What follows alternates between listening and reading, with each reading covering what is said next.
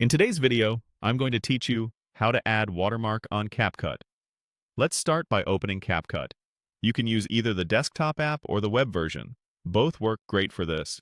Once you're in, create a new project. When the canvas options appear, choose 16:9.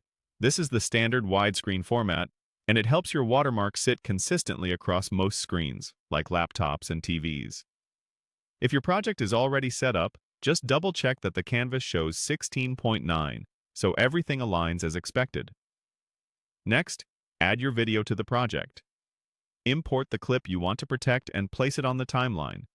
Give CapCut a moment to process the file so playback is smooth while you work. You should see the video thumbnail and timeline waveform appear, which tells you the file is ready. Now it's time to layer in the watermark. Click Add Overlay. Overlays sit on top of your main video, which is exactly what we need for a watermark that remains visible throughout the edit. Choose the image that contains your brand name or logo. A transparent PNG is ideal because it avoids a visible box around the graphic, but any high-quality image will work. Once it's imported, it'll land on a track above your video. Let's make the necessary adjustments. Drag the watermark to a corner. Bottom right or top left are common, keeping it inside the safe margins so it won't be cut off on different screens. Resize it so it's visible without distracting from the content. Subtle is better here. The goal is protection, not obstruction. In the timeline, extend the overlay's edges so it covers the entire duration of your video.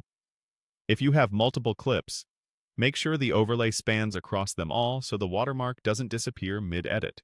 With placement set, adjust the opacity. Select the watermark and lower the opacity until it's there but not intrusive. A range that's often effective is lightly translucent, enough that viewers can't ignore it, but it doesn't compete with your visuals. Preview a few bright and dark sections to confirm it's legible everywhere. If the video background changes a lot, fine-tune the opacity so the mark remains consistent without becoming overpowering. Give your timeline a quick playthrough from start to finish to confirm the watermark holds steady, stays within the frame, and looks clean. Once you're happy with the look and coverage, you're done. You've successfully added a watermark in CapCut, protecting your work while keeping your content front and center.